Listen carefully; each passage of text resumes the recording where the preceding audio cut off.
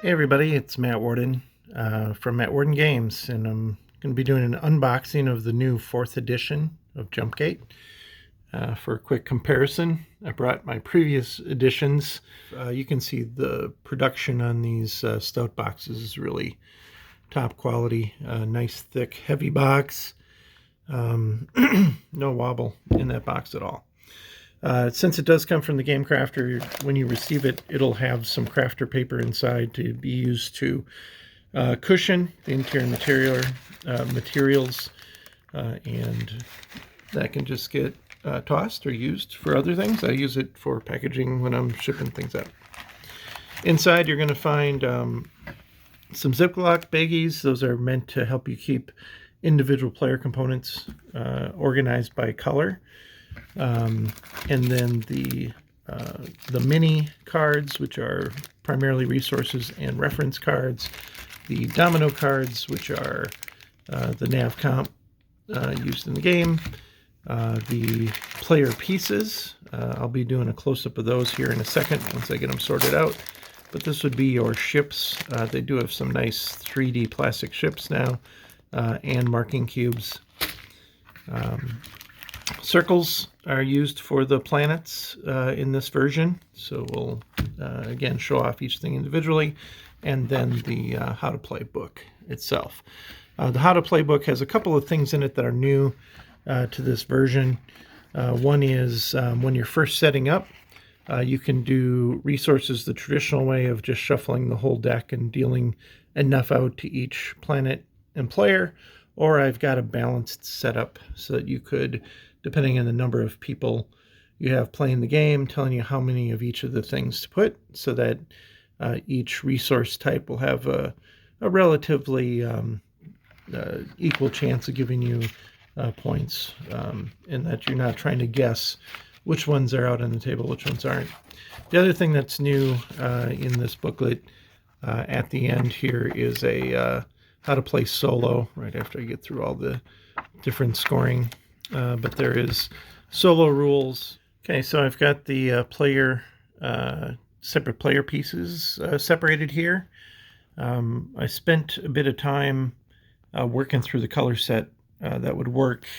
Because these are generic pieces, they're not marked with any extra additional piecing. I wanted to keep colorblind and high contrast in maybe lower lit conditions in mind. Each player would get their spaceship, and I love these little, they're actually the fighter style ships they currently have at the Game Crafter. There's also bigger ships that I experimented with a little bit, but to be honest, the cost for those bigger ships was a little higher, and they're only used to mark where you're at a planet, so these seem to fit the bill for now.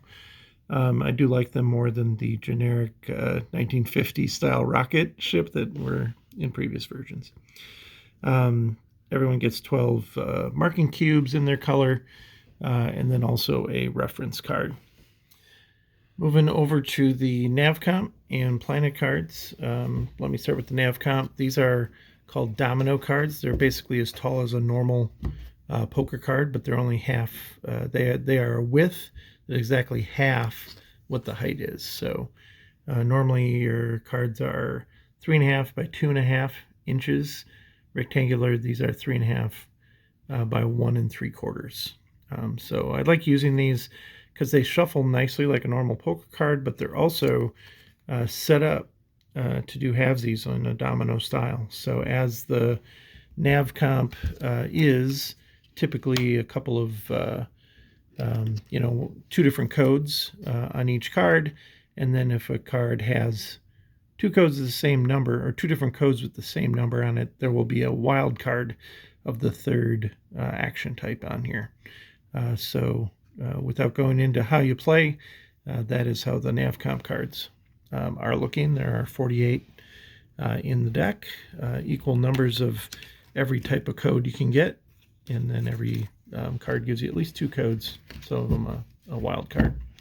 On the planets, the back ends up being your black hole tracker, and I did make a change with this version so that the black hole tracker matches matches the number of players you have in the game. So essentially what it is it's 2 black holes plus 1, depending on the number of players you've got. So the person who normally has 3 or more markers on this ends up triggering and being the getting penalized by the black hole. But on the other side would be all of your planets. And so our planets are the same named planets from 3rd edition. And so on it, you will have the same combination, different codes. We have the jump code in the lower right, the scan code in the lower left, and then the land and claim codes on top. I did update the UI a bit to make this a little easier to understand where to put things when you're in the game. So we have a spot where you put your ships. We have a spot where the unrevealed resources are sitting, and then the ones that get revealed up here, and a place to put your cube once you've claimed a planet. What I wanted with the resources is I wanted this to look like you were scanning a planet in each case, and then you were finding these landscapes. And the other thing is you'll notice the colors are very vibrant. I wanted them to pop from across the table so that when you looked at something, you would easily recognize that was a red crystal, or that was an organic or a water. So you'll notice the very bright high saturation color going on here. Changed from gems to crystals. This is to keep things in line with some of the story behind Jumpgate and some of the other games I have going on. Some of the technologies involved require these crystals to create the technology. So we went from gems to crystals. You've got your blue, your white, your red. Scoring method is still the same as in other games. When a card has a black hole symbol on it, it's right where you would normally put your cube to mark it. So obvious when you're doing that. We've got your Energel dual component fuel combo here with the dark and the light. We've got back to famous finds, which I think is what we had previously, individual cards with different stories on each one from the 2nd edition. 3rd edition, I just kind of went with generic fame. The cards were kind of stripped down and made a little more generic.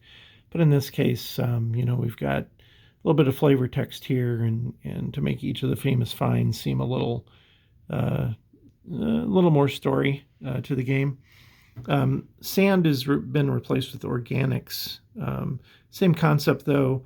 It scores similar to water. It does score more aggressively than water, but it also is much more likely to have a black hole marker on the card. Much more of those in the deck.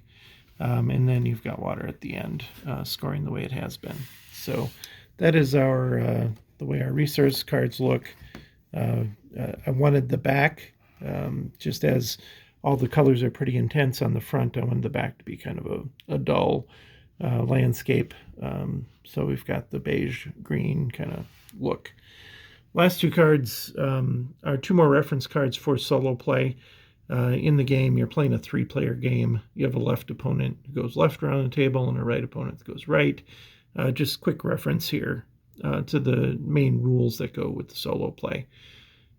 So that is our entire set of components.